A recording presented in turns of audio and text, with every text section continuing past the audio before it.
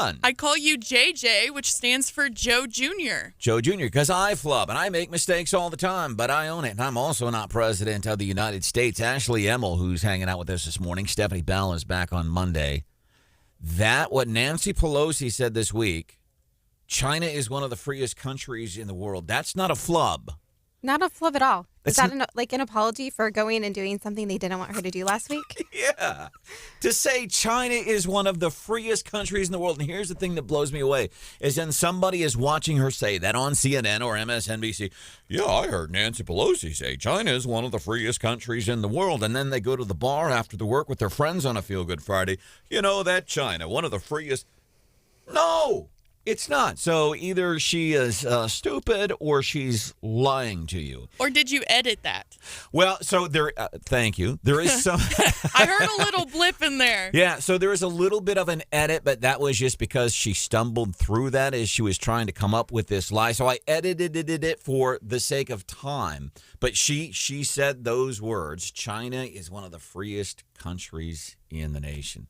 Then my goodness, and that's kind of that mindset. You know, we spin a false narrative, and this is not again our new thing. These aren't conservative talking points. These are just facts. Facts aren't a conservative thing. Facts are universal, man. So when she comes out and says China is one of the freest countries in the world, I don't know whether to laugh or cry. Your reaction? I think that she should go live there for a little bit. Yeah, I think that she should go see how free it is. Yeah, and then come back and talk to us about one of the freest countries in the world and holding true with that party's mindset with these progressive Democrats, progressives, far left liberals who lie, duck, weave, dodge, dip when it comes to trying to take on the truth. Merrick Garland yesterday came out and spoke for a while and said nothing. Absolutely nothing on this Trump raid. And please understand, we will reiterate again one more time what happened in the United States of America this week here in our country. The freest country in the world, despite what Nancy Pelosi says, this raid on Trump. This is something we should all be concerned about. Yeah, you should be scared. If that happened to Trump, it could happen to anybody. I mean, your rights could be taken from you at any point. And with all the big changes in the last couple of years, anything could happen. You should be scared of being invaded, your privacy, the FBI, the IRS, all these things evolving around us. So if it happened to Trump, it can happen to you in your own home. And think about the rural areas around here. I'm thinking like, Fayette, Howard, Randolph County, Osage County. And guess what happens in a lot of these small towns? And I'm not saying it happens in Missouri, small towns, but really how much politicking takes place at the coffee counter in the morning. All of it takes place at the coffee counter. And let's say you and I are hanging out at a coffee shop in Fulton, and I see the sheriff there, and I know the sheriff in Callaway County, good man, wouldn't happen. But just as a scenario, I'm like, hey, sheriff, Ashley Emmel down the road, man, she's really, doing some stuff. Can you, Mm-hmm. And I don't think it's a stretch. And that's what the FBI did. That's what Merrick Garland did. I don't care what Joe Biden and the White House is. We had no idea that that's bull. They did know. Yeah. They did know. And if that can happen, and if there was something that they wanted back, Trump cooperates. Like, he wouldn't just take things. Look at all of the past presidents, first ladies that have taken things out of the White House or when they've left. I mean, I think that Michelle Obama took the China and they had to ask for it back. She gave it back. He would give it back. But they didn't go knock on her door and go, hey, Michelle, nice try, but we're going to need that China back. Appreciate the sense of humor from Jack this morning via text 874-9390. He says, Branden, China is one of the freest countries in the world, like maybe in the top 180 or so. Jack, thanks for making us laugh on a Feel Good Friday. Merrick Garland yesterday explaining the Trump raid. Copies of both the warrant and the FBI property receipt were provided on the day of the search to the former president's counsel, who was on site during the search. The search warrant was authorized by a federal court upon the required finding of probable cause. So what did he say there? Nothing. He's just saying, well, here's what we did. Those are all just, points of fact. Here's here's what we did. And by the way, his personal attorney, we played the audio the other day. She disputed the fact that they just came and showed up and said, here you go. She had to ask. And according to Trump's personal attorney, who was at Mar-a-Lago when that happened, she said, yeah, I had to kind of ask him for more info. And then there's a but, big but for Merrick Garland. There are, however, certain points I want you to know. First, I personally approved the decision to seek a search warrant in this matter. Second, the department does not take such a decision lightly. Right. And you can do the what, and I don't like to do the whataboutisms, but in this situation, it is warranted because it is just the big GOP elephant front and center, the Hunter Biden, Hillary Clinton stuff. We don't take this decision. Yeah, you didn't take this decision lightly, but all those other decisions that probably should be made for the sake of our country. I mean, you've got a president who, even these national news outlets, even the New York Times, who lied about Hunter Biden's connection with other countries and that could benefit his dad. Then they don't correct the lie. Those are things, my gosh, we got to be looking at that stuff. Oh, we don't take these decisions lightly. They don't take them lightly, but let's have an even playing field for all parties. If we're going to go after one, let's go after all. If somebody says that Trump did something wrong, you have to look into Hunter Biden. You have to look into Hillary Clinton. You have to create all of those things equally. Do you have any siblings growing up? I do have a sister. Yeah. What's the age difference in the two of you? 18 months. 18 months. So I had two siblings growing up, and I remember, like, sometimes my siblings would get treated differently than me. And it was great when it benefited me. Absolutely. You Absolutely. know the gig. It still happens. Yeah. We're still not all created equally at all times. But when it doesn't benefit me, when that favorable treatment doesn't benefit me as a 51-year-old son to my mom and dad, well, then I got a little bent out of shape. But the idea should be, it's got to be an even playing field. And I think this is fascinating, too, because, again, it shows you, okay, so you've got Pelosi saying China is one of the freest countries in the world. You've got Merrick Garland talking for a long time yesterday and saying nothing. That's just am I overselling that? He didn't say anything. No, not a whole lot at all. Like, basically what you heard was all he said. He's like one of the parents on the Peanuts cartoons. Wah, wah, wah, wah, wah. He didn't say anything. And again, people that are less smarter than us, they don't look into it. They don't check it out. They don't research it. They take verbatim. Did you hear Pelosi says China's a pretty free country? Here's to another drink, man, during happy hour. Did you just say less smarter? I'm sorry. It's Friday. I meant to say that ain't as smart as us. You spoke real good. I'm good at the talking. My math is gooder than my English. By the way, that is producer Hannah. Good morning. Ashley Emmel is with us this Good morning. morning. My name is Branden Rathert. Brian Hausworth running around. Make sure that you're updated on what's happening locally. Stephanie Bell is going to be back on Monday. The other thing that I'm loving, I guess, facetiously, is the way the national news outlets, what they try to sell to an uneducated public. Because it's a raid that happened in Mar-a-Lago on a guy who used to be president of the United States of America and authorized by a guy. Now, we got to go back 6 years in time, March of 2016. Remember, Merrick Garland, Biden put him up to be a member of SCOTUS. Mitch McConnell said nope. So I'm sure he is still seething about that. He can't get over it, you know? Mm-hmm. And sometimes, and you know what that's like personally when you hold on to something that makes you angry? Of course, when you hold a grudge. What happens? Yeah, you're angry. You're going to go after him. You're angry, you're going to seek revenge, or you're going to deal with it internally for your own mental well-being, and you're going to move forward. Merrick Garland is not in that class of people that deals with the facts, that has acceptance for what happened. Listen, no, move on. I don't get the Republicans for this. Check this out. National news outlets explaining, hey, you Trumpers and stuff like that. And we are not necessarily Trumpers, not saying we ain't Trumpers either. We're talking about facts and the reality of what happened. But the national news outlets trying to tell us, hey, settle down. It wasn't a raid. It's very important to remember this was not a break-in. This was not a raid. This wasn't the Attorney General of the United States deciding willy-nilly on his own that he was going to do this search. a court had to approve the search here based on, as you pointed out, Lawrence, evidence. Frank, I want you to pull on another thread that Andrew started for us. This was not a raid. We should not think of this as the FBI in the middle of the night banging down the door with someone answering in their boxer shorts. And to be honest, it is not a raid. It is the execution of a search warrant. They are looking for very... I love that, because when somebody says, and to be honest, like he said, and to be honest, guess what's usually happening? It's happening. Yeah. And I love how he said it's not a break-in. You did break in. You broke into his home. You knew he was not there. You knew he was in New York. Of course you didn't go in the middle of the night. He wasn't home. You broke into his property.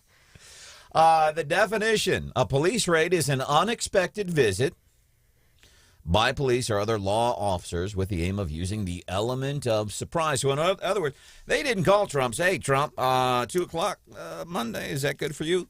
These are the definitions. These are definitions of raid. Element of surprise in order to seize evidence or arrest suspects. To enter a place suddenly in order to find someone or something. So what we're hearing from these national news outlets, they continue to lie. And as that last gentleman said there, and to be honest, usually when I hear the phrase, and to be honest, or, and I'll be completely honest with you, that signals to me that a lie is coming. 874-9390. Welcome into a feel-good Friday. State Fair in Sedalia is underway. We are super stoked about that. Coming up about 5 minutes from now, we're going to be doing the daily DC rundown, and I'm for real here. Some unity. Yesterday, it took place.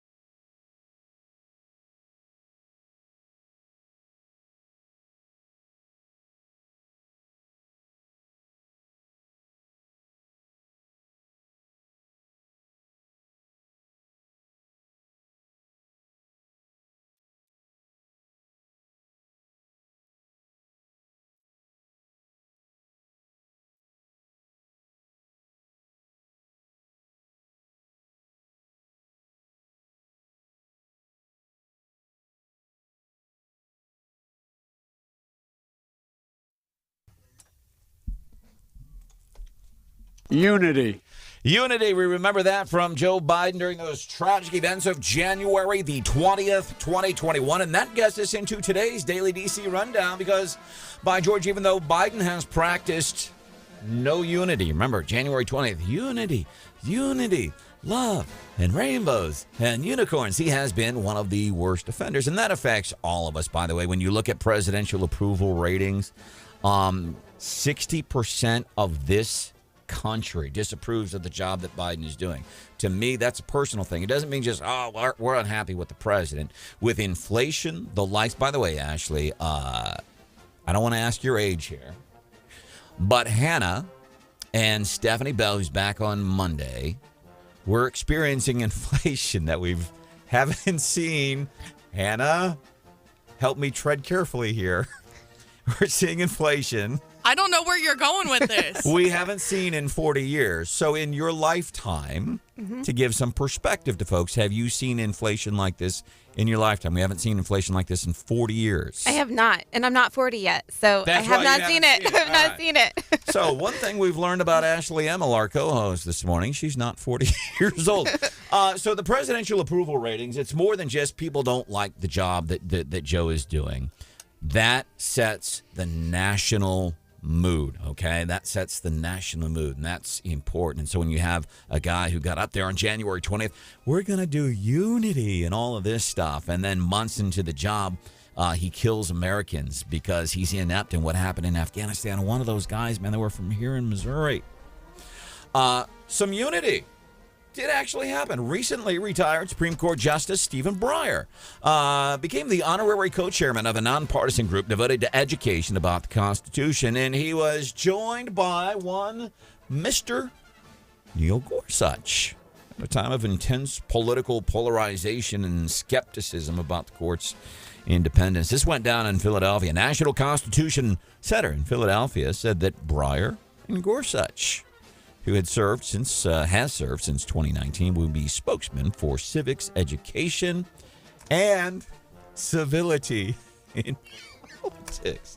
There, we finally got some unity on a feel-good Friday. I love that. Okay, so back to Trump. Former President Trump called yesterday. As a matter of fact, we have a copy of the press release that he sent out for the immediate release of that federal warrant. There is some talk. I don't know that anybody has proved it as a point of fact, but there's talk, probably, from the same people that said, well, we should quit calling this a raid because it wasn't a raid. I think that is the only place I've seen.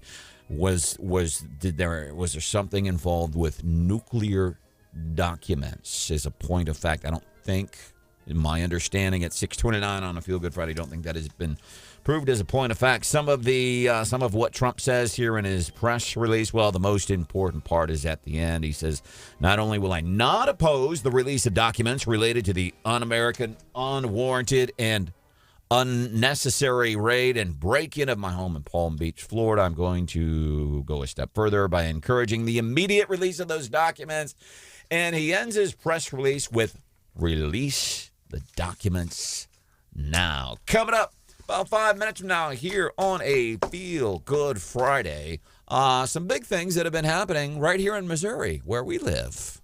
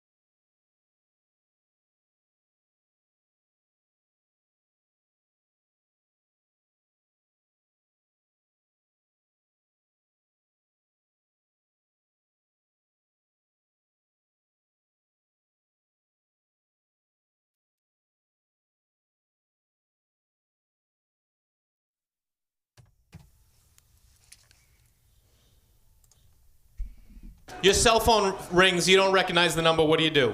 Ignore it. Ignore it, send it to voicemail. Yeah, not this guy. I answer it. Yeah, exactly. Opportunity, potential. Who knows? Who knows what it is? The other day I was driving down the 405, traffic.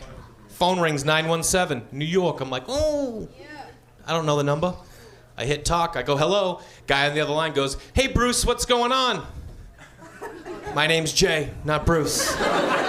So clearly I go, nothing much, man. What's going on with you? Comedy of Jay Larson there when you get a wrong number on your cell phone. Our guest co-host this morning, Ashley, I'm a local business person. You hear all the time on the Randy Tobler Show. As a matter of fact, she's on the Tobler Show today here on the radio station. Randy Tobler's here 4 to 6. You get a phone, you get a call on your cell, you don't recognize it. How do you handle it? I normally don't answer, but I have a really funny story about this after I listened to that comedy clip. So normally don't answer. It's been probably 6 months now. I get this phone call, Jeff City number. My parents are from Jeff City. I answer. And this girl on the other end was like, hey, girl, what is that tomato juice that your mom and dad had for the Bloody Marys? And I was like, oh my gosh, I don't know. Hang on, let me look. And so I probably was on the phone with this girl for 10 minutes. We're Facebook friends now. So we're the Tipsy Tomato Bloody Mary girls now. And we text back and forth and all these funny things. But I did answer and had this conversation. And then I'm like, I don't know who you are, but I want to help you. Let me find this tomato juice for you. So how far into so she calls us, hey, girl, what's the tomato juice? How far into the conversation did you go, or did you ever go, who the hell is this? It was a couple minutes because she said, hey, it's Ashley. And I was like, oh, I know lots of Ashleys. I thought she was my friend from chiropractic school that I hadn't talked to for years and sounded like her, carried on this conversation. And so randomly, like, she'll text me articles and fun things. She raises chickens and has ducks and cans and does all these fun things that I like.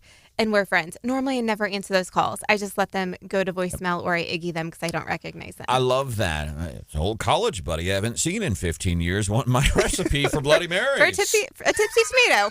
By the way, they sell them at the local Hy-Vee. Local Hy-Vee, Tipsy Tomatoes. Hannah, you get a phone call on your phone you don't recognize. How do you handle it?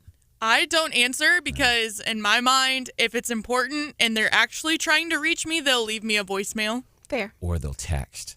Yeah. And that's that the thing. Too. That's how this old chubby balding dude has reimagined things. It used to be like when the text came out, it was like, why are you texting me? Just call. That just cost me 10 cents. Don't text me. Yes. And it takes so long because it was back in our day, the T9 texting. Mm-hmm. And now when people call, I'm like, just text me. Mm-hmm. It's an evolution in the way of thinking. I haven't changed my mind. I haven't backtracked. I have evolved on the issue. I had a friend growing up who would get so upset if you just texted her, like, okay, because she had a track phone and it would eat at her minutes every time she got a text. And so in her mind, you're wasting her track phone minutes on a text that just says, okay.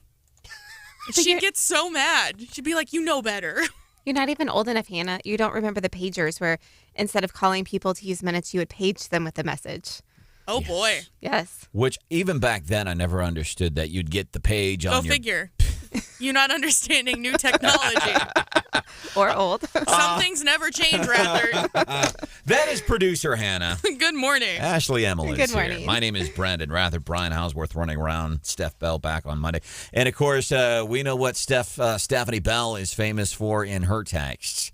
And I'm saying this, and not just because she's not here. I'll say it right to her face. She knows this. She will send you a text.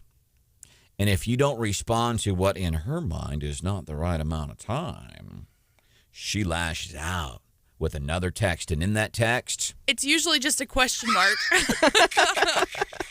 welcome hello, answer my text. Come on, you know I texted you, right? You know I demand a response. Welcome into a Feel Good Friday. This is Wake Up Mid-Missouri. My name is Branden Rathert. What are you grateful for? 874-9390. 874-9390. Folks letting us know what it is that they are grateful for, and we love that. And here's the reason I'm all about the Feel Good Friday stuff is because I do. And, yeah, a lot of heavy news, and we're covering that. As a matter of fact, I think it's interesting. Following the election last Tuesday, you know how many texts and communications we had regarding It doesn't sound like you know. Billy. Well, I'm talking with Billy Long's people here. But anyhow, the number of people that we heard from said, man, now that Billy Long has lost the Senate race, we sure are going to miss him on your show. And so we thought, well, he's pretty tied in with Trump, even though he didn't get the Trump endorsement. He's very tight with Kellyanne Conway. Billy Long was the guy who invented the phrase Trump train. And we thought, well, Billy Long can talk about what's happening at Mar-a-Lago. So we thought we'd get him on at 7:10 this morning because the number of people said, man, we sure are going to miss having him on the show. And I agree. I love talking with Billy Long. So that might happen. But folks responding, Sandy says, oh, what a beautiful day. Did you see what Sandy also just did? I did not. We didn't respond fast enough, so she sent us a Stephanie Bell question mark. Hey, so here in Missouri, a couple of big things happening. Now, if you go to Columbia, traffic get a little janky. I think the college kids are moving in. Lincoln University in Jefferson City, they're going to be moving in soon. And the State Fair, I think, officially opened up yesterday, and it's opening up against the backdrop. There are some farmers that are hurting because of this drought right now, and expect that to be some of the big topics that are going to be covered at the State Fair. And corn dogs and big old turkey legs and things like that. And did you, last week we got onto the topic of Chef Gordon Ramsay chasing around some sheep to eat, and folks got upset with him and everything. And he was selecting which one he wanted. Right. And it was funny because we don't chastise people at the grocery store when they're picking out their cow or their chicken that they're going to eat. But I wondered, Hannah, who is a Mizzou grad, has a degree in agriculture, 22 years old. I wonder when somebody is picking out, when they go out to the field to pick out their cattle or their sheep or their chicken, whatever it is they're eating, are there some parameters in which you use to say, yeah, that one looks better to eat than that one? I mean, really. I'm not an expert. I'm pretty sure like age and the weight of the animal go into it. Or if they made you mad. That too. That one Pete in the corner of the house. You're getting it next, buddy. But I wonder, and seriously, if somebody's familiar with this in the ag industry or our local farmers and stuff. By the way, because I know there's a lot of folks farming. Who cares about farming? We all do. $100 billion industry in the state of Missouri. It's kind of a big deal. But like, is it like buying a car? Let's say you're picking out the cow that you're going to slaughter. Do you go and you kind of wrong color? Are you kicking the tires on this thing? Are you feeling its rump going, yeah, some solid meat there? How seriously? I'm being for real. Like, how does that work? How do you know what qualities are you looking for in that animal standing out in the pasture chewing on the cud? You go, that one looks pretty dumb. I bet he'll make a great pot roast. Truthfully, I don't know. I'm just kind of guessing. Like I said, age and weight. Also, if you're using an animal for like work around your farm, when that animal is no longer useful to you, that's oftentimes when like farmers will butcher. Stop laughing. It's true. Like if you have, trying to think of a good example that doesn't make me sound like a horrible person. But if you have an animal that you use for work or for breeding or for whatever, and they no longer can accomplish that task, then sometimes it's time to butcher them.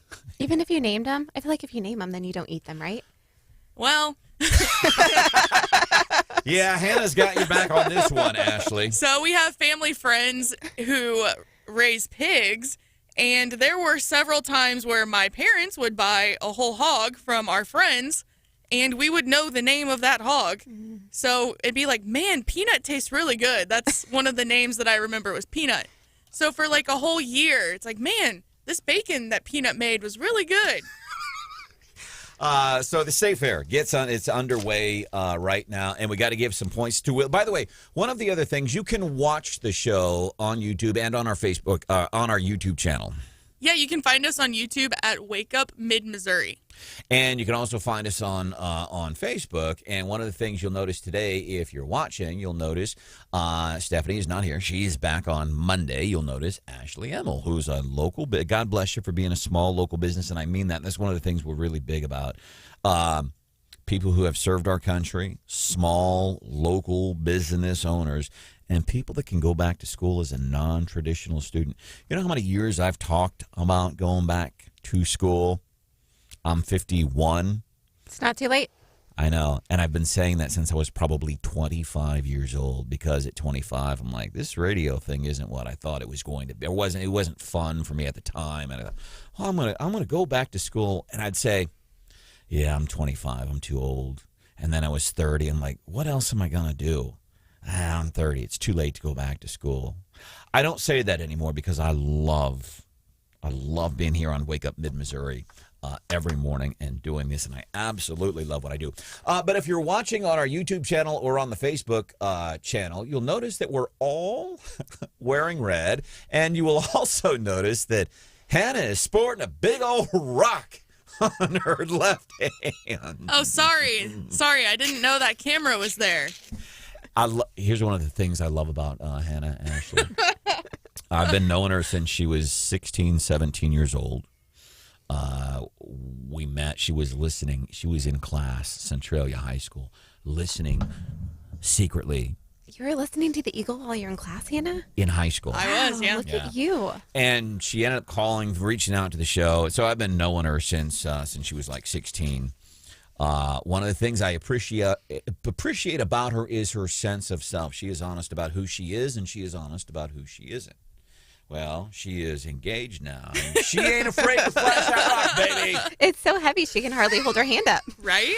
But you will also, besides noticing Hannah's massive rock on her left hand, you will also notice that we're all wearing red. Yeah, we're wearing red to remember everyone deployed. And Brandon, I'm really glad that you filled Ashley in on the memo, because sometimes we have guests in on Fridays and you don't always remember to tell them to wear red. Well, Brandon did message me, but ironically last night when I got home, my husband's like, you know you have to wear red tomorrow. Oh. I'm like, I don't have any red in my closet. And he's like, sure you do. So 4 o'clock this morning, I'm going through all the things. So this is all I could find besides a Southern Boone red T-shirt. So I'm looking at the timestamp of the text. So I was out by 8 o'clock last night, probably. It's when I usually try to go to bed, and I wake up numerous times, then I don't sleep well. I woke up, you know, when you, and sent Ashley a text, and wear red. We wear red every Friday. Remember, everyone deployed. Timestamp on that text there, Ashley? I can't 10:43. 10:43. I was like, it was almost 11. Gosh. It was late. I do remember when I got up this morning, I'm like, wow, he was late, because I was trying to talk to him the other night, and literally after 8:15, zero communication. I'm like, okay, he's in bed. All right, Ted's got some answers on how to figure out the animal. If you're out in your field in Montauk County and you're picking out your own beef, one of the ways that you decide that cow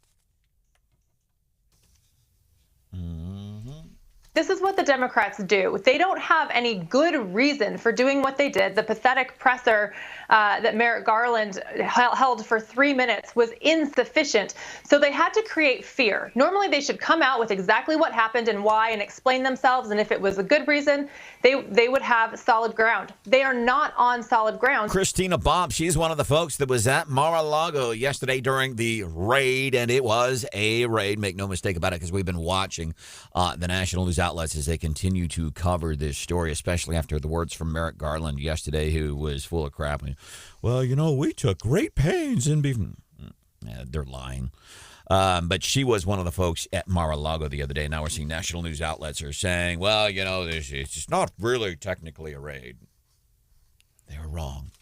Welcome. This is a Feel Good Friday. So we were talking about as we're launching the state fair, I think officially getting underway yesterday, we're reminded Chef Gordon Ramsay cooked up some controversy last week because he put some video. He's chasing little sheep around, and they're bah, bah. And he's like, come here, sheepy sheep. Which one of you are we going to eat? And we got to wondering, so how does somebody, if you're going out to the pasture and you're going to slaughter your cow, you're going out to the pen to get some pork, how do you know? Like, what are the guidelines in saying, that one looks really tasty? How do you know? We've gotten various answers, and, well, it's not by how they look. It's the one that's least useful to you anymore. Or, as Ashley said, the one that you're the most upset at. Mm-hmm. Yes. The one that attacked you. The one that attacked me. Dang it, you're getting it. Off the text, 874-9390, you calculate the ideal time to butcher beef with the frame scoring. About 16 months for most steers that are grain-fed. It's all about calculating the ideal amount of fat in the meat to make it the most flavorful and tender. How do you calculate that? Do you weigh them? Do you just do you squeeze them to see if they've got squishy cheeks? BMI, the body mass fat index. Like when we go to the Nutri store, and I wonder if it's they put them on a scale. Do you have a special scale? Color markings, personality.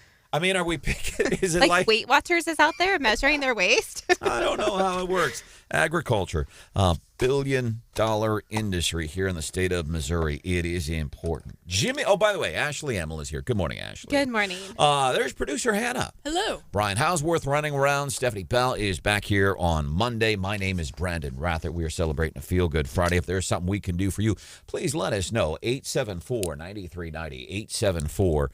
874-9390. So there's a dude by the name of Jimmy Palermo. Ever heard of him? Nope. Me neither. Jimmy Palermo here on a Red Friday, remembering everyone deployed. I love these veteran stories. He grew up as a bootlegger during the Prohibition era. And then he was like a medic. He would stitch up American GIs back in World War II. He was an Army medic. Awesome. Was also from Missouri. And so he comes back home, and his family had a pub that was in place, I don't know, for like 30 years. And they have done so, and I never thought about this, but there is kind of like an inventor or the founder of a specific type of pub. And it comes from right here where we live in Missouri. We're going to have more on this story coming up at 7:10. More reaction to the BS that came out of Merrick Garland's mouth yesterday and how it affects us here in Missouri on a Feel Good Friday on Wake Up Mid-Missouri. What do you feel good about? 874-9390.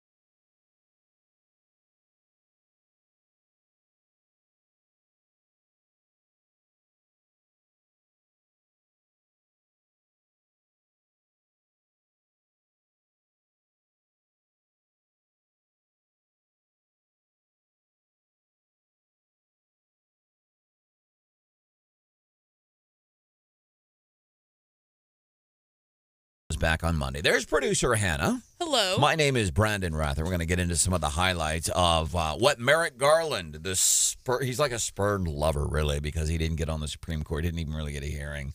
He's still jealous, still has fits of rage, which is why he went after Trump. And he spent some time talking yesterday, didn't say anything. We're going to get into that. How old are your kids, Ashley? 6 and 10. 6 and 10.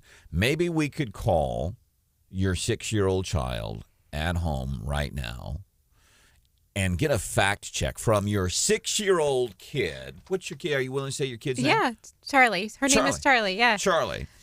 Charlie, would you say in the 6 years that you've been on this planet, Charlie, and from what you know, Charlie, would you say that China is one of the freest countries in the world? How do you think little 6-year-old Charlie would respond to that question? Actually, Charlie loves politics, and she'd probably debate you on this, that China is not the freest in the world. She will debate my brother-in-law, which cracks me up, but she would say no. And she would be accurate. Unless, like listener Jack says, hey, you know what? 200 countries on the planet? You could technically say, yeah, China's in the top 200. Sure, 199. They're 199. Welcome to the show. My name is Branden Rathert. This is Wake Up Mid-Missouri. All right, let's move forward. Yesterday, Merrick Garland. Now, remember, back in March of 2016, there was a dude in the White House sitting in the Oval Office. He was on his way out. His name was Barack Obama. There was a Supreme Court vacancy. He said, how about this Merrick Garland? And folks in the Senate, namely Mitch McConnell, said, nope. And it was a pretty bitter political battle. Well, you gotta take this guy. No, we don't. Ultimately, he didn't end up sitting on the Supreme Court, but he got his vengeance years later when bumbling, stumbling Joe Biden got into the White House and said, you know what? You didn't get to be justice on the Supreme Court of the United States. Instead of picking the person that I think is best for the job, I'm going to pick Merrick Garland. Because he's got an axe to grind, and that's what we need. We need people like the Attorney General in New York who has an axe to grind against Trump. Trump in court this week in New York pleading the fifth on something there, and rightfully so. When you have somebody who ran for political office, and Letitia James, the Democrat Attorney General, part of her campaign was, hey, vote for me and I'll go after Trump. That's so poor and so short-sighted. Sounds like something a 6-year-old would do. Sure. Sure. Uh, So they understand why Joe picked Merrick Garland. I think that context is important. Why did he pick Merrick Garland? Because he was spurned by Republicans 6 years earlier when they would not even consider putting the guy in the Supreme Court. So instead of, and you're a small business owner. Sure. Yes. I'm going to make an assumption about you. Okay. I'm going to stereotype about you because sometimes Careful. You make me nervous when you do this crap. Thank you, Hannah. He's a loose cannon, Ashley. Yes, I see this. Let's redirect him.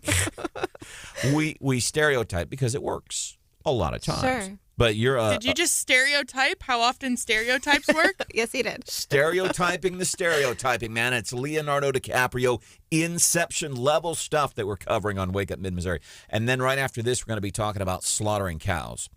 So I'm going to assume that you're intelligent. I'm going to assume stereotype that you're hardworking and all that stuff.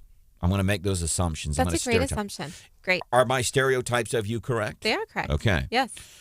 When you are hiring people in your business, so you hire people here in mid-Missouri, you pump money into the economy, you dole out jobs. Yes. Is being good at what you do, is that one of the qualifications? Yes. Okay. And coming to work.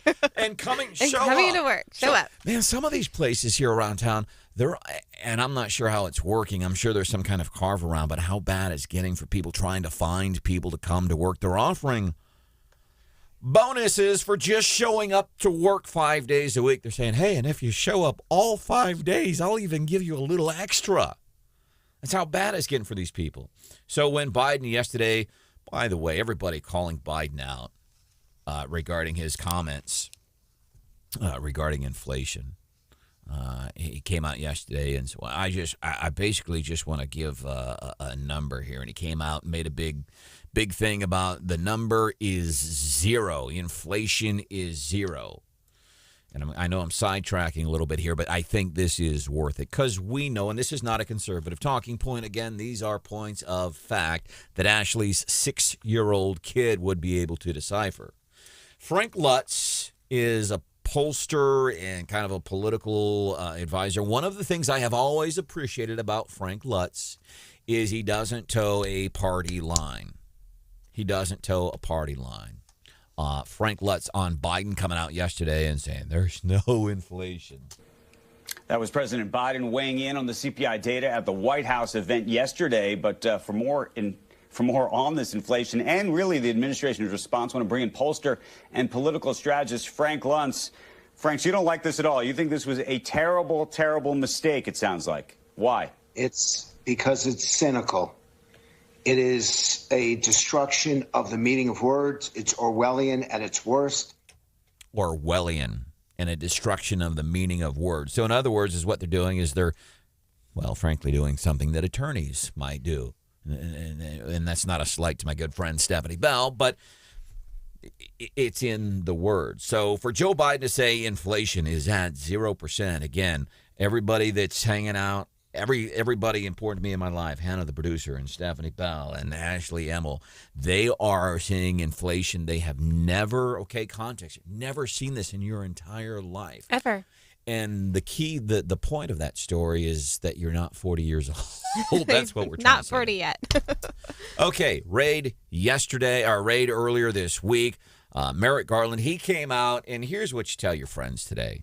Merrick Garland said nothing, and he was full of crap. And you take him back to March of 2016 when Obama wanted him to sit on the Supreme Court, and they said no.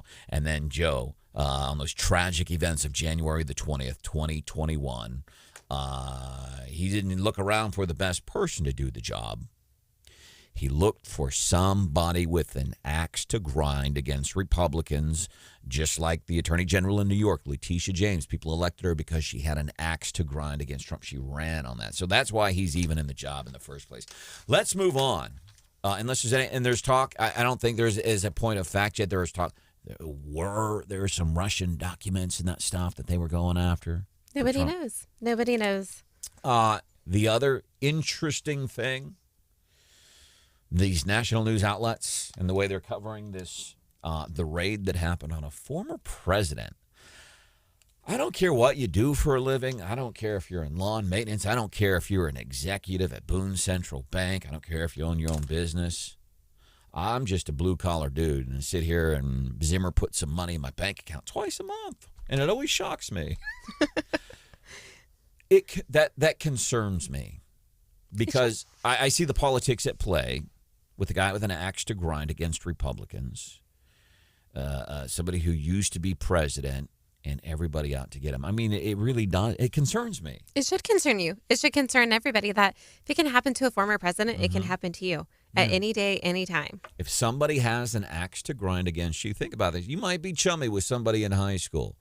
And let's say for some reason in high school, I don't know, 3 of you had a lover's quarrel and you weren't the guy that got picked, and then you become sheriff years later, in Osage County or something, just as an example. And you want to get vengeance. You're getting that ticket. Yeah. It's that. It can happen. I don't want to exaggerate that. But I love the national news outlets following the raid. This was not a raid. This was not a raid. It is not a raid. It's not a raid. This is obviously not a raid, technically speaking. First of all, this was not a raid. Okay, so let me go to what the feds say. A raid is an unexpected visit by police or other law enforcement officers, I'm reading verbatim here, with the aim of using the element of surprise in order to seize evidence or arrest suspects believed likely to hide evidence, resist arrest, be politically sensitive, blah, blah, blah. I'm not going to make another I'm going to stereotype you some more. Great. Oh, boy. Great. Wait. I'm going to stereotype that because you're a business owner. I'm like, hold on to your headphones. I am. Hannah, back me up. You're probably smarter than me. What I understand, what went down Monday here in the United States of America and the definitions that I'm looking at, that sounds like a raid. Actually, what I think happened was They actually changed the definition of a raid, just like the definition of recession. We've evolved. Our opinion on what a raid is That's not the definition anymore, guys. They were in the R's. They changed the definition. it's evolved. State Fair getting underway. By the way, one of the things became official, I think, this week in the state of Missouri. You know, we officially have a state, and I thought we already had an official state sport. I know it kind of sounds silly, but every state has their official sport, their official flag, their official whatever. I mean, it gets down. You know, in Missouri, we got an official amphibian. We do? Yep.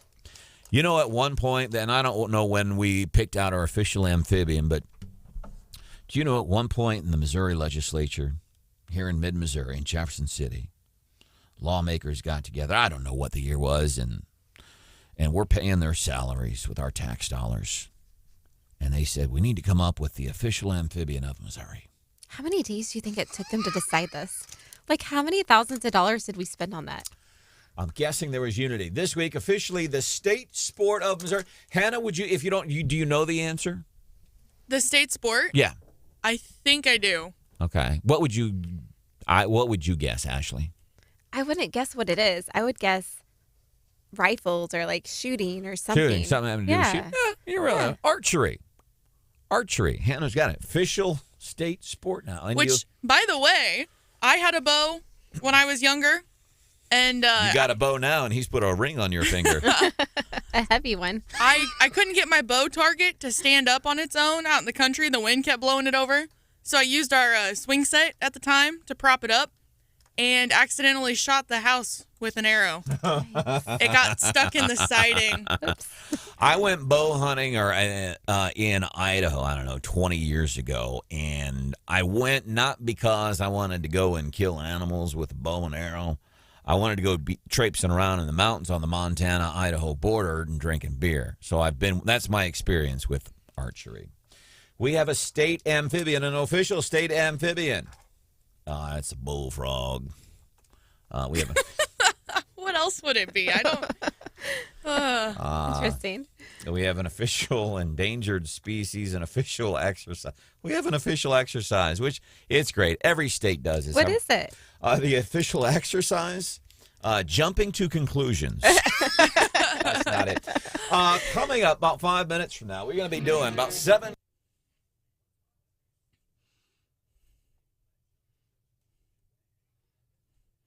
We're talking those like small things that really just get under your skin and you have no idea why.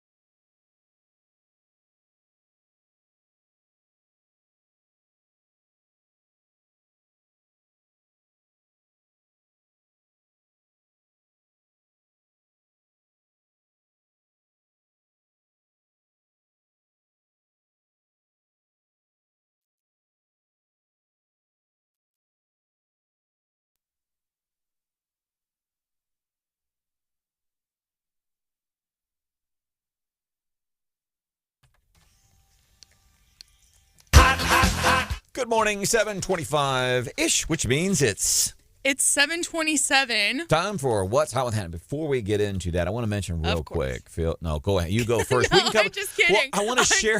Go ahead. I want to Go share in an effort to finally. How many years have we been doing What's Hot with Hannah here on Wake Up Mid-Missouri? I think at least 2. 2 or 3 years. We've been doing what's and we said when we started it, we said let's do it at 7:25. First thing, Ashley Emmel, who's hanging out with us this morning. Good morning. Good morning. One of the first things Ashley said to me this morning. Are we going to actually do it at 7:25? So I have been taking steps to get there, and just when I think I'm there.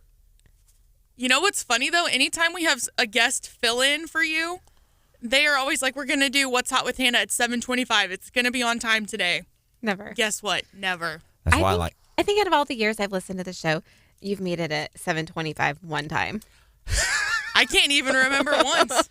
Hence that's kind of my trap door. 7:25 ish. And by the way, that ish that works on a lot of things. You're in life. full of ish. What's hot with Hannah today? I want to mention some things that people are feeling good about today. We'll share those with folks here in Mid-Missouri, sharing the joy and love this morning. Something cool for veterans, by the way, is getting closer to reality. We're going to cover that at 7:35. What is hot with Hannah today? So we're talking about just like the small things that are really insignificant, but for whatever reason, just tick you off to no end. So for me, it's socks. Okay. Not wearing socks. Like, I don't have an issue with that. It's when I'm doing laundry and socks are like falling out everywhere. It makes me so mad. Every time I drop a sock, a part of me dies inside.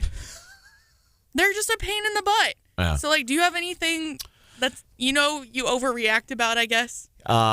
People that don't use their turn signals. I've always wanted to do this. Somebody doesn't use a turn signal. I always want to follow them into the parking lot and approach them very nicely and say, hey, I'm just trying to be a good, this is the show me state. People think we're very nice and kind, so I want to live up to that. I want to get out and follow somebody who hasn't used their turn signal, tap on their window.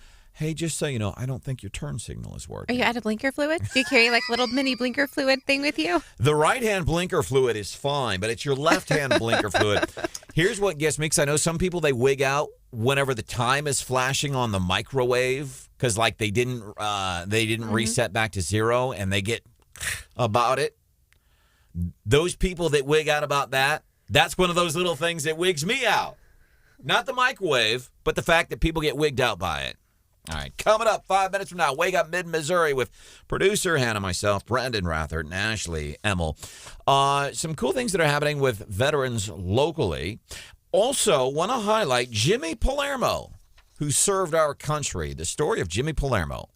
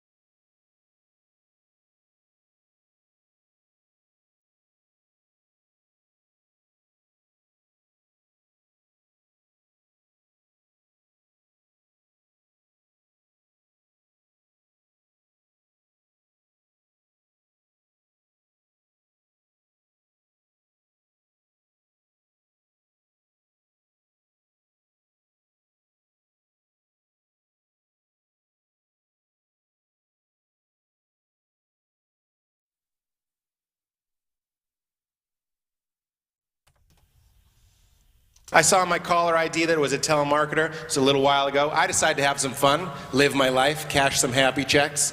I answer the phone like this. I just go, hello? And no one was even there to see me do it. I was like, this is going to be great. Hello? Guy's like, hi, is Peter Holmes there? I'm like, this is she.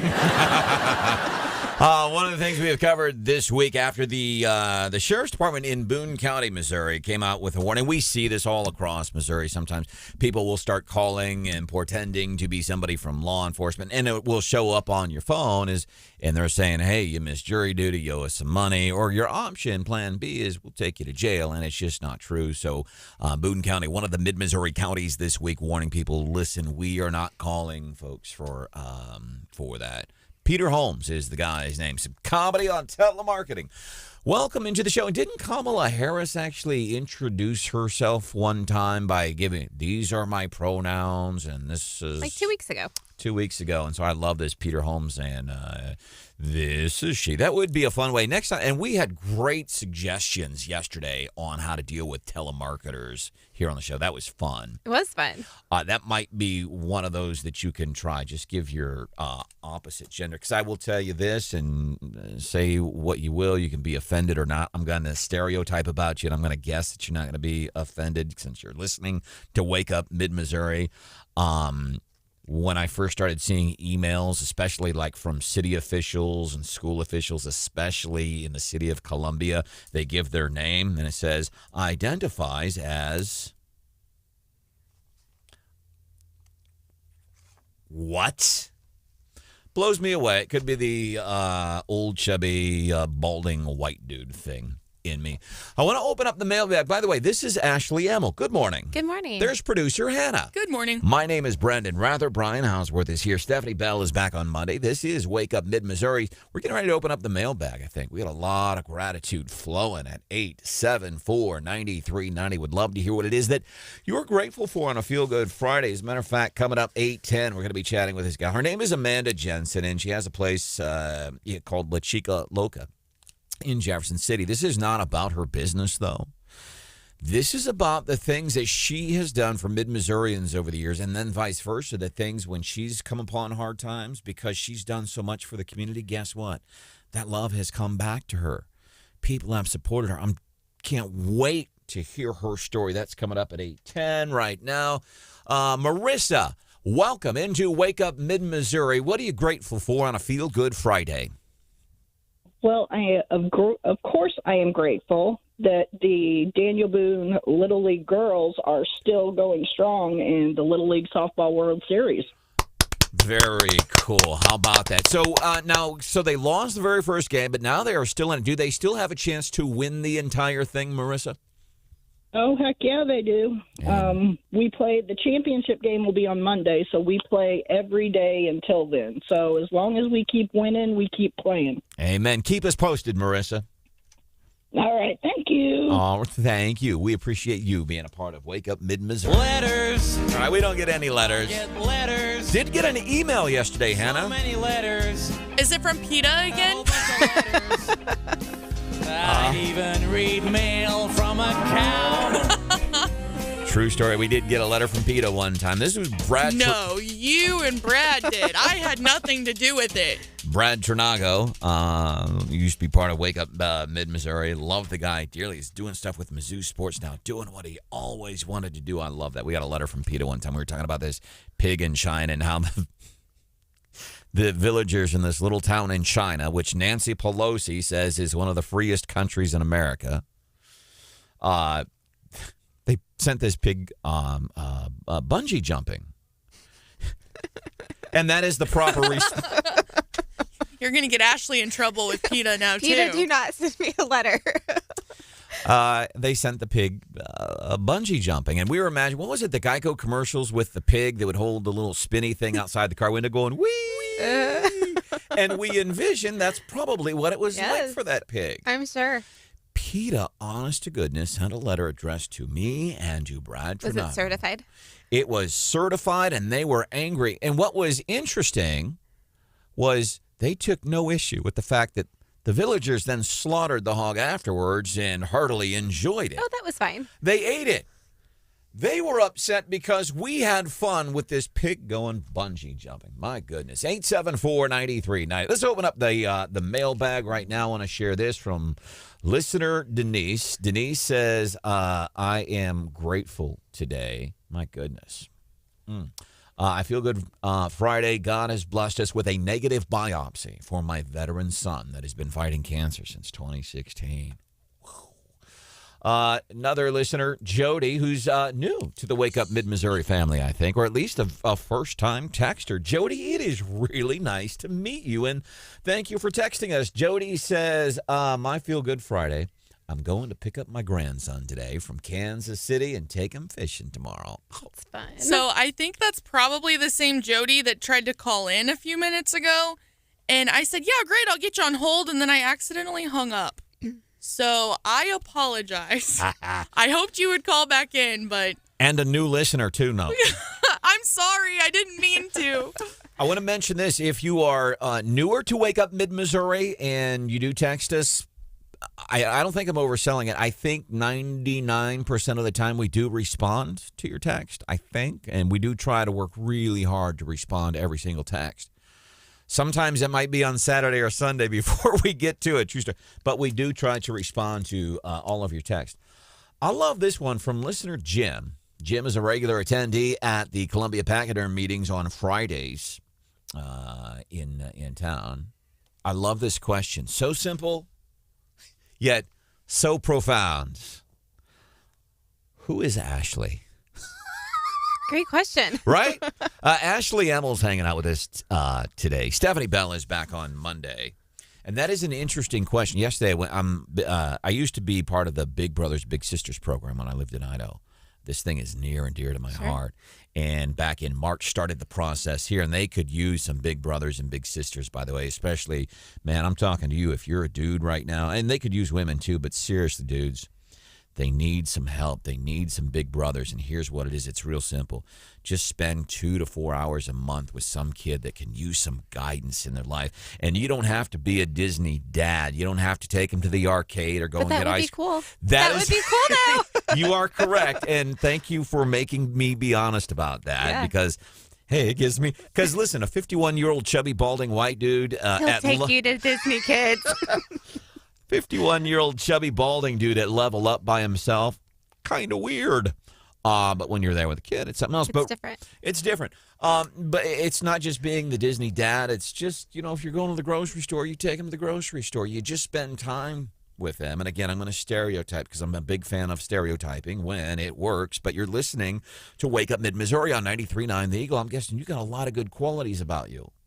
You can pass those along to kids that could use some guidance. So dudes, especially Big Brothers, Big Sisters program, they could use some guys 2 to 4 hours a week. You don't have to do anything special. You go walk the MKT trail, that's cool. You go to the grocery store, you grill up some burgers, you teach a kid how to grill. That's all you got to do. But anyhow, my point being, this has been going on since March, by the way. It's a long, very thorough process. Sure.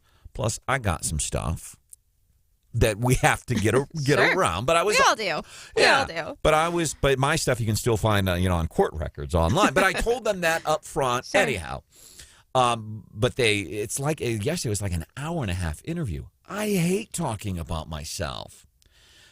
And that question, I think, is profound from Jim. Who is Ashley? Great question. So here's my answer. Well, Ashley is somebody I hear all the time on the Randy Tobler show. She is sharp and crisp on her opinions. You know where she stands on things. I think they're well thought out, well verbalized. Local business owner who's a chiropractor, mom, wife. That's what I know. But how do you answer that question about yourself like Hannah? Somebody says, who is Hannah? Who is Hannah? Who's John Galt? Who's producer Hannah? It's the worst question to have to answer. Yes. I immediately forget everything about myself when somebody asks me that question. So who is Ashley Emmel? That's the question from Jim in our listener mailbag. I mean, you pretty much answered it. I'm a mom. I'm a local business owner of Compass Chiropractic and Wellness. Got 2 little girls, Charlie and Finley. They're 6 and 10. I try to be very active in the community. I grew up in mid-Missouri and Fulton, so not too far from here. Live in Ashland. My husband and I own multiple businesses. I mean, that's pretty much it in a nutshell. If you were a color, what color would you be? If you were a tree. One of the best interview questions I was ever asked, I was like interviewing to be an FFA officer when I was in high school, and we got asked, if you could be any piece of farm equipment, what would you be and why? I know my answer right away. What would you be, Hannah? What did you say? What did you say? So I think I said I would be a plow, because the same way a plow gets the ground ready for, to be able to grow and have a successful harvest. Like, I want to be able to help the next generation be successful. I said something along the lines of that, I think. Cool. Great answer. Great answer. On the fly, I was pretty proud of it. Did you get FFA president out of that? I think I was vice president. Okay. Yeah. Great question. So who is Ashley? I love that. Some things happening in the listener mailbag this morning. So how would you answer the question? You were so excited. So I was going to give the same answer that you gave, but for different reasons. And we're in new company this morning, and it just doesn't feel appropriate to... Was it going to be similar to a shovel? I wish you would have said a bulldozer. There you go. Or a shovel. You guys are... I already don't like Ashley, Hannah. Not at all. Coming up 5 minutes from now, as we get set, State Fair officially opening yesterday. Coming up 5 minutes from now. Cool piece of history. There's a guy by the name of Jimmy Palermo. Also, we want to talk about... There are some big things happening in mid-Missouri as it relates to veterans. I hope you'll stick around tonight. Central Missouri Honor Flight. There's an honor flight coming home tonight. If you have never been to one of these welcome homes for the Central Missouri Honor Flight, which we here at Wake Up Mid-Missouri are heavily involved with, they do it at the Courtyard by Marriott 63 in Grindstone. Kind of show up about 9 o'clock, 9 to 10. These veterans get home. Red carpet, music, law enforcement. It is a beautiful experience. And Nathan did text us this morning to say that there's a World War I veteran on tonight's honor flight. That's cool. Wow. So Very that's cool. Other cool things.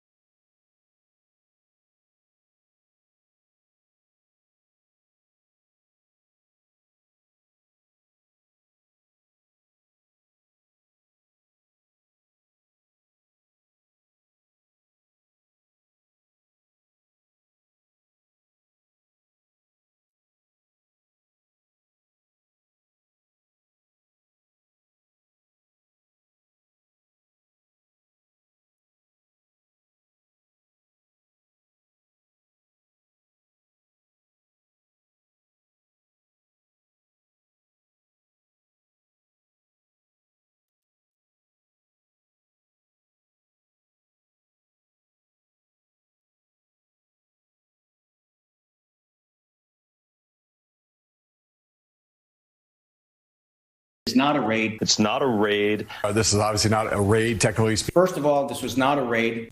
Wrong, and wrong. I mean, just if you're looking at legal definitions of the word raid, but again, it shows you these national news outlets, they try telling unsuspecting people or people that aren't as smart as us that don't look it up. They tell you that. It's like Nancy Pelosi saying this week, China's one of the freest countries in the world. And I want to mention this text really quick, otherwise I will forget. Listener Ray, and I guess it's a she, R-A-E. She says she has a relative. She says, my cousin has lived in China for several years now. In that incredibly free country, he has no control over when he is able to use the air conditioning. He has no control to when he can turn on his heat. That is all completely controlled by the government. And Nancy Pelosi, I don't think she made a mistake. I think that's her idea of freedom and not because I'm criticizing Nancy Pelosi, because I'm criticizing that political mindset. Welcome into Wake Up Mid-Missouri. There is producer Hannah. Good morning. There is Ashley Emmel. Good morning. My name is Branden Rathert. Stephanie Bell back on Monday. Brian Hausworth hanging out with us too. All right, we've got to run something through the Ministry of Truth here on Wake Up Mid-Missouri. Yeah, we do. Most of our fact checks aren't about politicians, whether they're in Jefferson City or D.C. Most of our fact checks, most of the things, the Ministry of Truth that we check on the stuff are things that happen here on the show, things that have been said. We need to correct something that, well, it wasn't we. You know, all the time I say, we succeed as a team, we fail. We are a team. We are a family. It's we. Except when somebody else messes up. You're on your own. I goofed up and I pulled listener Nathan into it with me. I apologize, Nathan, that I roped you into my brain fart. So Nathan texted us at 874-9390, and he said that they're doing a welcome home tonight for the honor flight. And he said that there are some World War II vets on the flight. But it came out on the air through producer Hannah's mouth as... I said World War I. And immediately we had a coworker come running into the studio saying, wait, the math doesn't add up on that. So I apologize. And we got texts and we got emails. But here's the thing. Ashley didn't catch it. I didn't catch it. You didn't either. I thought it was cool. Well, that's beside the point, Hannah, and that's really neither here nor there. But we didn't. You said World War I. I got a text that says, "Don't forget about the Civil War guys too." They're there in spirit. Which reminds us, I want to share some good news regarding something happening for veterans here in Mid-Missouri. So that welcome home is tonight, Courtyard by Marriott. That's the hotel, 63 and 70. I don't know. Show up. I think about 9 in the past when we've done these. It's kind of, there's a time frame, 9, 10 o'clock. But I want to tell you about a guy by the name of Jimmy Palermo. Jimmy Palermo used to run Moonshine. Isn't that funny? They treated, in this country one time, we treated booze the way we have treated marijuana for years. And obviously that is, ish. I do. Hey, remember a few minutes ago I said I don't like Ashley because she was calling me out on my BS? I take that back. I do like Ashley. Thank you. He's so wishy-washy. He is. He's hit and miss. I am, man. I'm with the wind. But anyhow, Jimmy Palermo, he was a medic in the Army and worked on World War II veterans. And he comes home. His family had a bar. Well, it turns out this tavern was on Sullivan Avenue in St. Louis, here in Missouri. And so as he comes home, people start hanging out at the bar with him. And, of course, you get a collection of veterans. And they all start hanging out and stuff. Well, he's right by Sportsman Park, where St. Louis Browns used to play. Some of the athletes started coming in. He started hanging up sports memorabilia and all that stuff. And then TV came on board. TV was invented. Started going to people's houses. He started advertising. This speaks to the power of marketing on radio and TV. It became known as America's very first sports bar. Pretty cool. Right here in Missouri. Welcome into the show. It's Feel Good Friday.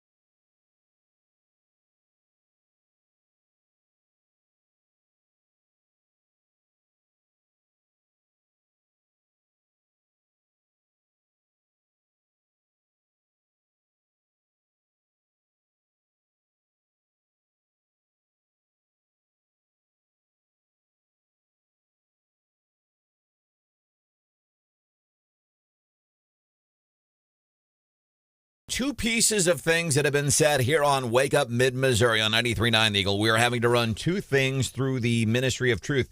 So that is Nancy Pelosi, Speaker of the House from California. And I know this sounds a little edited there, and you are correct. You did hear properly, but it is edited for time because she's trying to stumble through that. I did not. She said China is one of the freest countries in the world.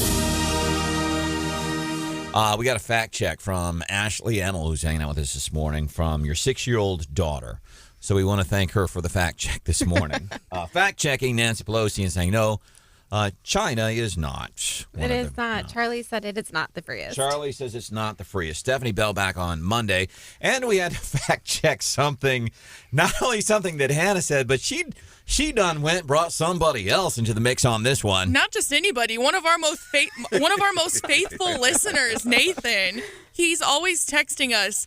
And he texted us this morning to say that there is one World War II veteran on today's honor flight.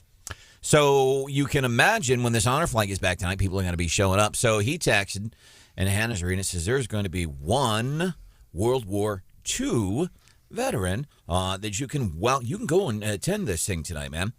By the time the words come out over the radio, it was 2 World War I veterans are going to be on this welcome home Had a little flight. bit of number dyslexia, yeah. And they call me Joe Jr. My parents call me Branden Rathert. Brian Hounsworth is here, too. It's so good to see you. Good morning. Good to have you with us. And I want to bring in Feel Good Fridays. We try to celebrate the cool things happening. All right, let's check the boxes here. Yesterday, Merrick Garland said a lot. He said nothing. It's BS. We know that. Trump is saying release the stuff on that raid, okay? All right, now we can move on, man, because it's Feel Good Friday. State Fair is going on. There's a lot of things happening here in mid-Missouri. But on Feel Good Fridays, we like to highlight the cool things happening in the news. We have the Boonville Little League softball team. Daniel Boone. Little League softball team. They're in the World Series. They lost their first game. They keep winning. They're advancing. Kudos to them. Also, we have somebody by the name of Amanda Jensen. She has a business in Jefferson City, and this is not as much about, just so you know, this is not an advertisement for her business. This is a display and some real-life examples of somebody helping their community, and then when they're in need, the community helps them. Amanda Jensen has a restaurant and a food truck. Is it a restaurant, food truck? Is it both? We have both. We're just currently not focused on the food truck. All right. It's called La Chica, Loca, which is Spanish for crazy chick. That is correct. And I love it. So if you go and watch, and I'm going to stereotype, Amanda. Are you cool with that? We'll see. Okay. Because we stereotype sometimes. All the time. You've done it like 6 times this morning. But has it worked every time this morning? Have my stereotypes bore themselves out to be facts? They have. You've played it very safe. There's people that work for the federal government that make 6 figures to stereotype at airports. La Chica Loca, the crazy chick. And maybe crazy is not the right word. I'm digging your style. And you can see the video on our YouTube channel. You can also watch on Facebook. How can folks find us on YouTube, Hannah? We are Wake Up Mid-Missouri on YouTube. Wake Up Mid-Missouri on YouTube. And the almost Elton John-esque glasses. That's why I'm stereotyping, saying, you're a fun time. You're a good kid. It's true. Okay. Another stereotype bears itself out. How did you get, and there's a story here. So again, I don't want to say this is about La Chica Loca, but how did you get into the business? So I actually took $1,400 worth of savings that I had, which isn't very much, and decided to start my own business one day. I went and I rented a kitchen from Laurel at Love to Nourish and paid all the permits and fines and just started walking around with a bag of burritos. We had moved here from Colorado, and there's something glorious. I brought you folks some called Colorado green chili. It's a hatch green chili, and no one had ever heard of it around here. And I really felt like you needed to taste the flavor of this. Yeah. The whole community needed this. And so I was going to make it happen. So what was, $1,400. It sounds like so this wasn't like growing up as a little girl, you're going, I'm going to start a business one day, and I'm going to sling a sack of burritos over my shoulder and walk down High Street and just start selling burritos. It doesn't sound like this was a childhood dream. No, it certainly wasn't a childhood dream. So what was happening in your life prior to your decision to say, I'm going to sell burritos? Sure. So I had a daughter who had severe mental illness, and so we had lost everything trying to uncover that mental illness. She had a fictitious disorder, which is what you may know as Munchausen syndrome, where you may hurt yourself or attempt things. And so trying to figure out that diagnosis, we went totally in debt. And so we left Colorado and came back here to be near my husband's family. And at that point, quite frankly, I didn't have anything to lose. And when you don't have anything to lose and you can go all in on something and really put your focus, I mean, it truly takes a certain kind of lunatic, but I am the crazy girl. You are the La Chica. You said you had nothing to lose. Yeah, I didn't have any money except for that savings, which wasn't much. But like mentally and emotionally? I mean, you know, I'm always on the edge. Mm-hmm. But it was just kind of like, whatever. Let's see what we can do with this. Let's see if this will work. Let's see if pure might and a will to spread love through food can be done. I love that mindset. Our guest, Amanda Jensen, La Chica Loca. Like singing some music with I it. know. I got Ricky Martin on the brain. So you take $1,400 that you had managed to save after raising a child with fictitious syndrome, moved away from where you had been living, moved here. I've got nothing to lose. I'm going to take this 14, and that's a gamble. Mm-hmm. That's a gamble. What was your? That's got to be frightening. It was, but I think I always just look forward on things. I'm not a person who spends a lot of time looking backwards. Mm-hmm. And if you just look forward and you just keep in mind that what you're doing is you're doing it with a pure heart and you want something good to happen of it, then you work on your gratitude, you hope for the best.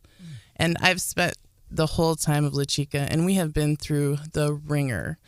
It was not easy. We have been like beaten down several times through the process, but every single time our community has lifted us up. So you take $1,400, you start walking up and down the street, you're selling burritos, and people are like, man, this crazy chick. And I'm not saying that's the name of the business. It is. Okay. So I can use this and be okay here, right, Ashley? You can, yes. The Chica Loca. So this crazy chick walking up and down the streets of Jefferson City slinging burritos, people are like, dang, these are some good burritos. You start accumulating money, then you get into a place, you get into a food truck, and then you've had several obstacles that you've had to overcome. Yep. Initially, the building that we rented the commissary kitchen out of, that was the building next to it that fell down on High Street a few years back. And so our building became unstable, and so we had to leave it. I was again like, what am I going to do? I don't have very much money accumulated. It's been 3 months. Basically, I had to sell all the burritos every day to make sure that I could buy the goods for the next day's burritos at that point. So you're just coming in, going out just as quick. Pretty much, yeah. Okay. And so I located a food trailer that I could rent. It was part of a bar, and I rented that during the day. And really, at that point, I was in the back of an alleyway, and so people really had to come find me. So it kind of became like a secret thing, like, this girl has burritos in this alleyway, go find them. Speakeasy burrito shop. So you recover from during any of this, the first time you're into this for only a few months, you've poured everything, and when I say everything, I mean $1,400 you poured into this. Everything I had. Right? And then you get this bad stuff that happens where you kind of, did you ever say, well, screw this, man, that's my answer, I just should not have done this in the first place? Did you have that mindset at all that popped into your head? You think that I would. You think that any sane person would, right? But you are the crazy chick. That's right. In the alley. So then you get things going again, and then we fast forward to the year 2019, spring of 2019. Yeah. What happened then? So I had just bought that food trailer because the bar had closed down, and so I had to either buy it or find a different accommodation. And within 3 months, the tornado hit, and it hit right into my trailer. The building behind it, Avenue HQ, kind of fell on top of it, and so it was a complete loss. And I wasn't smart enough to up my insurance. The trailer was covered to the degree that things are. They're never covered completely. But none of my personal effects were covered because I had always had insurance to protect the people I was renting from more than myself. I couldn't afford both. And so once again, I was just flattened for the second time. Okay, so then 3 years ago, after another kind of more tragedy with this thing that you started with everything you had, the $1,400, did you go, okay, I'm out now? I mean, I can say that I did lay in bed and cry for a little while. Yeah. But then I got back up and I decided to attempt a Kickstarter. And it wasn't something that I thought, I'm going to go out there and do a Kickstarter. My customers came to me and said, please do a Kickstarter. Please do a Kickstarter. We want to support you. And I did. And we raised almost $16,000. And I was able to purchase a food truck.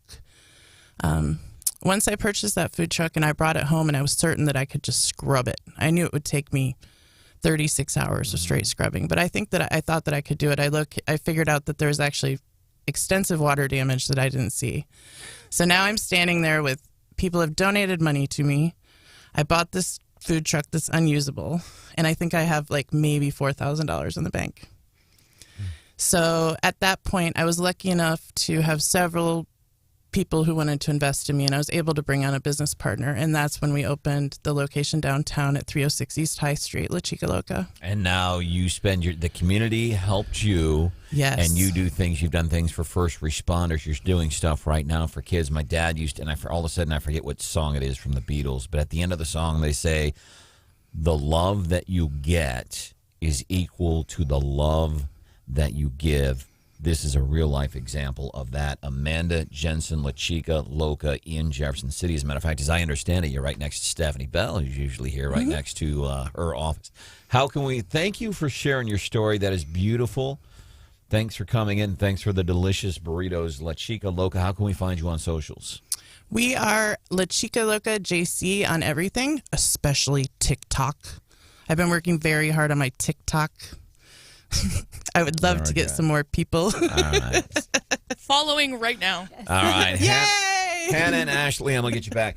Thank you for coming in. Thank you for what you do for Mid-Missouri, and thank you for sharing your story. Thank you. All right. Coming up a few minutes from now, we're going to do the Morning Bell business news, that little twist that only Stephanie Bell can give you. What's coming up for us this morning, Ashley? Do you know?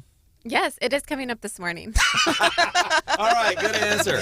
Safe answer. We'll do that in 5 minutes.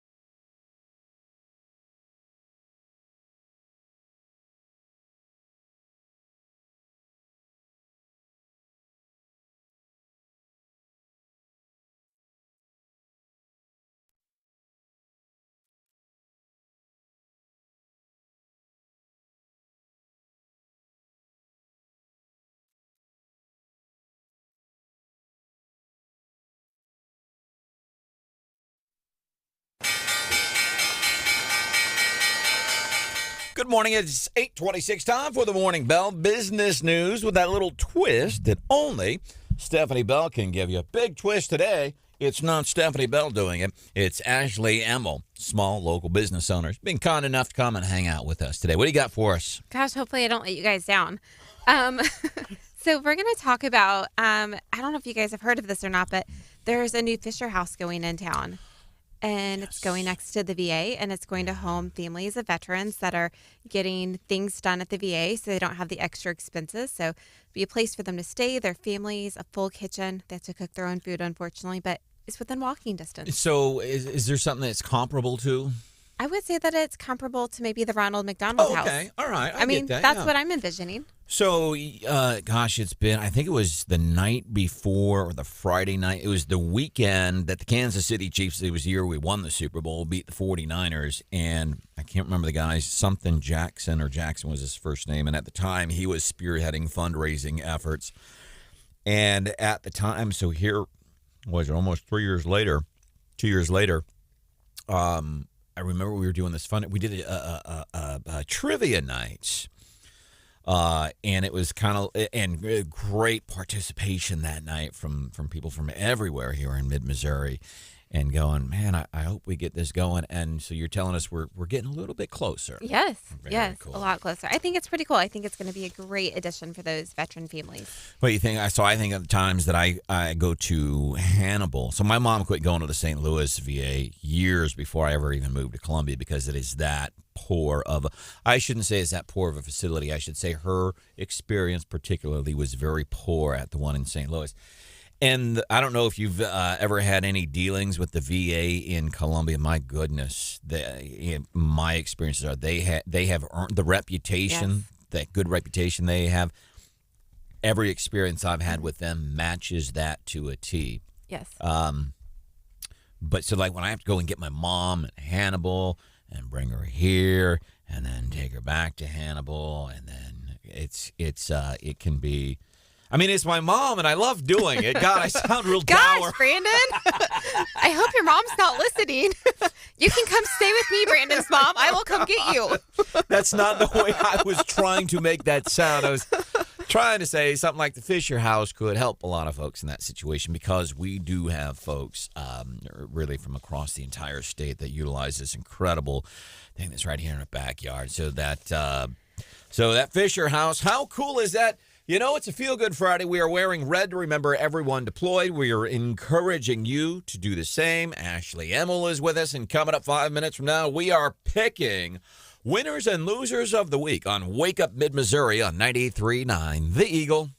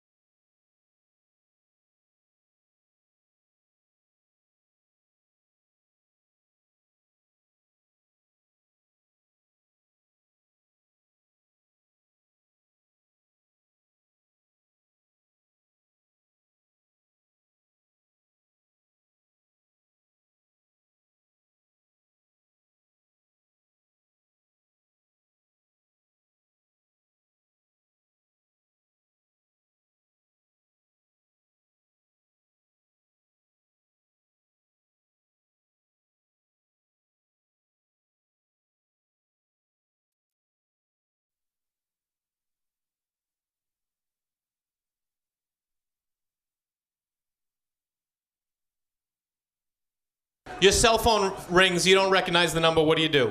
Ignore it. Ignore it, send it to voicemail. Yeah, not this guy. I answer it. Yeah, exactly. Opportunity, potential. Who knows? Who knows what it is? The other day I was driving down the 405, traffic. Phone rings, 917, New York. I'm like, oh, I don't know the number. I hit talk, I go, hello. Guy on the other line goes, hey, Bruce, what's going on? My name's Jay, not Bruce. So clearly I go, nothing much, man, what's going on with you? I like where that dude's head is at. That is Jay Larson talking about wrong phone numbers. Welcome into Wake Up Mid-Missouri. I am Branden Rathert, joined by Mr. Brian Houseworth. So good to see you, and good morning. Thank you for being here. There's producer Hannah. Hello. Stephanie Bell back on Monday. Ashley Emmel's been hanging out with us today. Good morning, everybody. And I love Ashley. I love the text that we got from listener Jim. Says, who's Ashley Emmel? Real simple question. Local business owner, wife, mother, all that good stuff. But it's also a very deep question. You know, you think about it.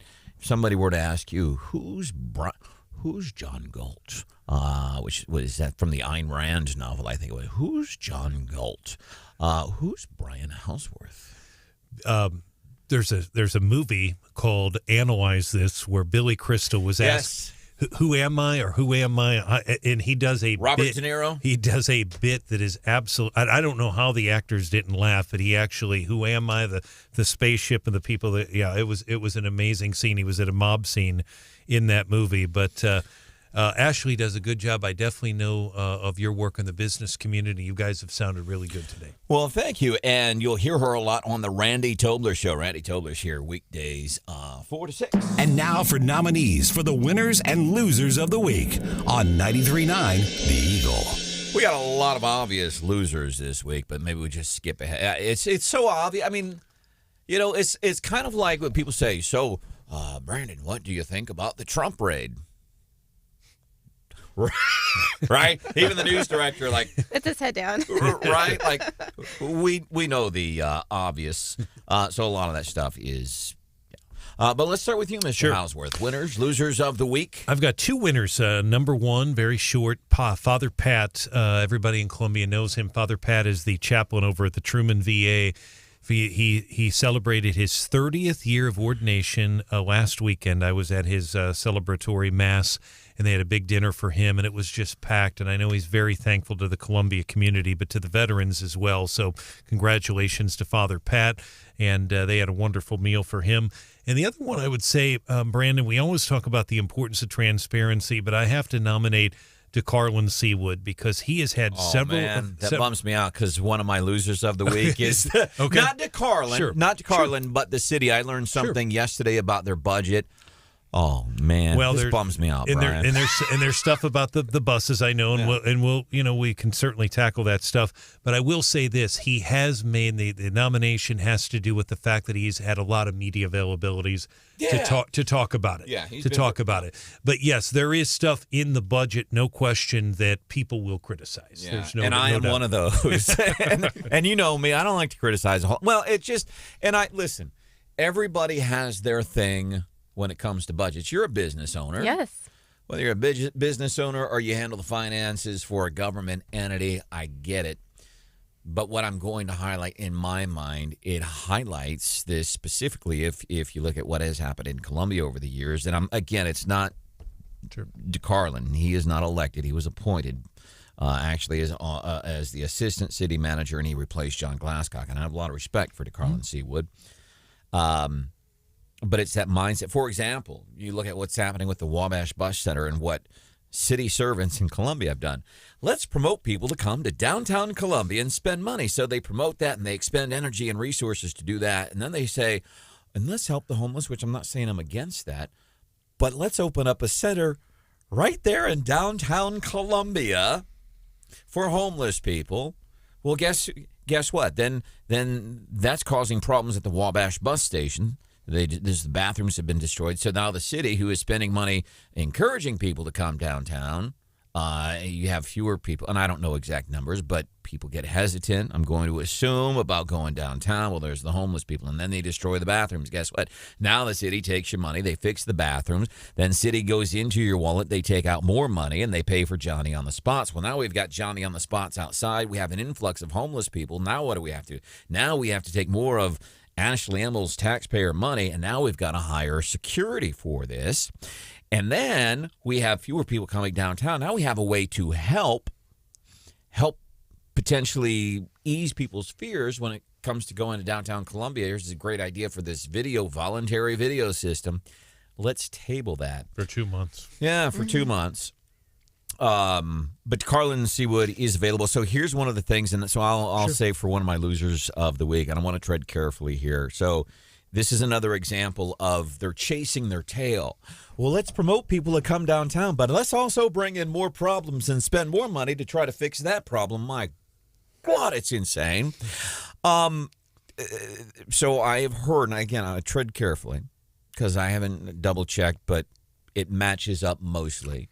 They're going to spend more of your taxpayer dollars on homelessness. Oh yeah, there is no doubt. No doubt about we that. Just don't know where right now. They're looking at Ratty and they're looking at Turning Point. So one of the things they're doing allegedly is they are taking money away from at least one organization that long-term helps prevent that stuff. We have people on a county level, Janet Thompson and some judges. They've done a lot of work to say, hey, you know what? If we take care of the mental health issues, we might save money when it comes to jailing and things like that if we can fix the problem. There is a local agency. It's a nationwide agency, and there's a local outlet.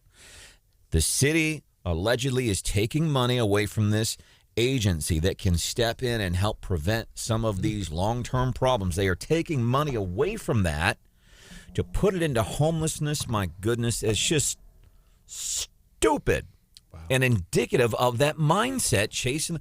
Let's take it from something that can actually help and just give it to something that's just, it's just plugging the problem. So that's one of my losers of the week. Hannah, winners, losers of the week. I think one of the winners of the week, and we've mentioned them a couple times this morning, but the DBLL Little League team here from Columbia, they are playing in the Little League World Series in Pennsylvania right now, and they lost their first game. They won their second game yesterday, 12-0 in only 4 innings over an Italy team. So they get to play again today. One of the parents messaged the Wake Up Facebook page this morning and said that they are going to play Connecticut today at noon Central Time, and that, I believe, is on ESPN Plus if you want to watch them. So we will be rooting for the Daniel Boone Little League team. They're playing as the Central team in the Little League series. So look for the Central team. So we see some local kids from right here in mid-Missouri on a national level. Anything else in your back pocket there for winners and losers? Well, I was going to call us winners for getting breakfast burritos delivered to us this morning. But myself a loser for dribbling all over my shirt. Amanda Jensen, Chica, Loca in Jefferson City. Remarkable story, $1,400 and very little hope, very little resources. Well, I'm going to start slinging burritos in Jefferson City. And not only has she been a success, but the cool thing is she helps the community. She's helped first responders. She's helping kids. And the really cool thing then is the community has been coming out to help her. Ashley Emmel. You hear her on the Randy Tobler Show all the time. What winners, losers of the week? So I don't have a specific winner, but I think winners are the teachers coming back in the next couple of weeks. They're in their classrooms, school's getting ready to start. I'm thankful for my kids getting ready to go back to school soon, so they're winners in my eyes. And the other thing with the teachers, and I feel bad because I saw this with local school board elections back in April in various municipalities more and more, and it's easy to pick on the schools, and rightfully so, especially City of Columbia schools. But all of the schools kind of get damned, and it's not fair, and I feel bad. We saw some policy issues in Blair Oaks this week regarding transgender stuff. Oh, let's just kick the can down the road. But you have a lot of teachers, and I saw these teachers figuratively and almost literally coming out of the woodwork when I was going and taking part in fundraisers for school board members, people that were campaigning for school board, coming up saying, "Hey, Branden, I'm in the school district," and it didn't matter which school district. There was a consistency. There was one school district.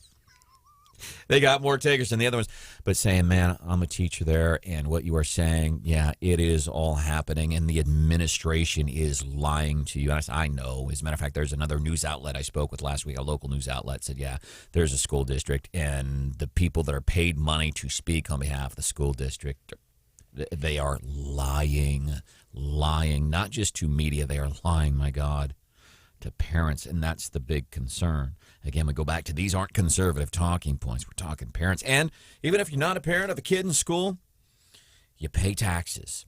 You support these schools. So, yes, the teachers, because they get caught up under the umbrella of the schools. And they work so hard. They work so hard to educate our kids and keep them safe during the day, and I have so much respect for them. Winners and losers of the week. I want to the national news outlets. This is interesting. We saw what happened in America, in the United States of America, earlier this week. Somebody got raided, and it wasn't just somebody. Donald Trump, kind of a big president. deal. Yeah. But here's the thing, national news outlets, there is a collection of them. This was not a raid. This was not a raid. It is not a raid. It's not a raid. This is obviously not a raid, technically speaking. First of all, this was not a raid. If you look up legal definitions of raid and you ask people that are in the law enforcement arena, it was a raid. So the losers there is... It's the national news outlets are trying to lie. Hey, just so you know, this isn't a raid. Yeah, it is. 874-9390. We'll come back about 5 minutes from now and wrap up winners and losers of the week. If you still want to sneak somebody in, 874-9390. And then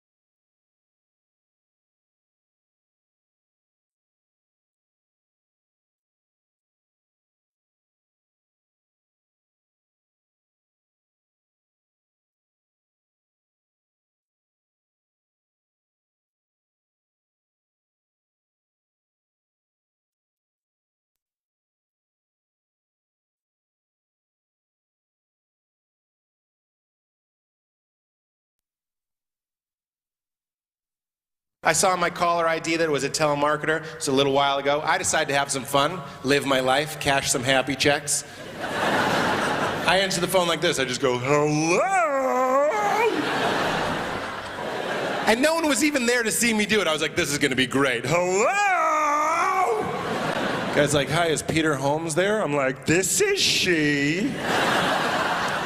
Again, how many people right now are like, I'm going to do that next time a telemarketer calls me. I'll do that just for fun. Welcome in to Wake Up Mid-Missouri. Getting ready for the Gary Nolan Show. Honest, people ask me this all the time.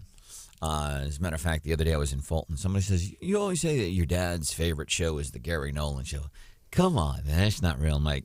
And then I have to go and tell the story about how my dad, who's a brilliant computer programmer, as a matter of fact, whenever they launched the Affordable Care Act website, remember how much of a nosedive that was? My dad was one of the people that went in and fixed it. Oh, wow. Because the government screwed it up. Sure. So my dad was one of the people that fixed it. Anyhow, he can't do the social media. He can't, he's not on TikTok or anything. He doesn't know how to do that. So me and Hannah will get my back on how good I am with computers and technology. And yeah. Terrible. Awful. Yeah. So he continues to put his personal calendar entries on our shared show calendar. So, like yesterday, I hope you picked up your jacket on time. Yeah. Hey, it's like the Find Me app with my phone. Like, find my phone, find Branden. Yeah. I'm just hoping that we don't see anything embarrassing on there that we didn't need to see. I have a poor memory, but my plan of action, I use my calendar on my phone more. Sure. And I'm getting really good at it. But what a little too good. Yeah. You're supposed to do what? To who? When? I can't get my head around. I'm getting there, but I forget, is different calendars. Like I want to put this on the Wake Up Mid-Missouri calendar and trying to differentiate. No, that's personal stuff, Branden. That's your personal calendar. We pretty much know anytime he has a doctor's appointment. Great. Any meeting that he has. I came in one morning and Hannah was like, how was your colonoscopy yesterday? How did you know that? Were you there? Is there video out there? Oh, my gosh. Where was I? So, yeah, technology. People ask me, is the Gary Nolan Show really your dad's favorite show? I'm at my dad's house one day. He's like, how do I get your station up on the computer? And I'm leading him through the whole thing, bookmarking 93.9, the Eagle and all that stuff. And he's got his readers on, and he's, 72 years old. Oh, okay. And it's in favorites. You click listen live, Dad. And, oh, okay. And one day I spent half an hour with him, get him all set up. And he's like, well, now I can listen to the Gary Nolan Show. So it is a true story. Gary Nolan Show, my dad's favorite show. Before we wrap up, any other winners and losers of the week, Hannah? Is it too vain to nominate Wake Up Mid-Missouri as a winner of the week? For our ratings or for the big move that's coming next? Yes. But yes, you know what? Yes. When I hear that now, Hannah, like Wake Up Mid-Missouri, Danny Tanner from Full House. His show was Wake Up. So I hope that you can intro the music to his show and get that pep in your step every morning of Wake Up. We with need to get Danny Tanner and Becky. We need to get one of our voice guys on that stat. You do. But no, we are, in my opinion, a winner of the week because we have something exciting coming Monday morning. The Wake Up Mid-Missouri family is growing. Do we want to say more? I don't know. I don't know how much to say. I don't either. But yeah, and by the way, and we do, before we wrap up here, we want to thank you for your support over the years and taking part in the show, whether you call, when you text, all that stuff. It is truly remarkable.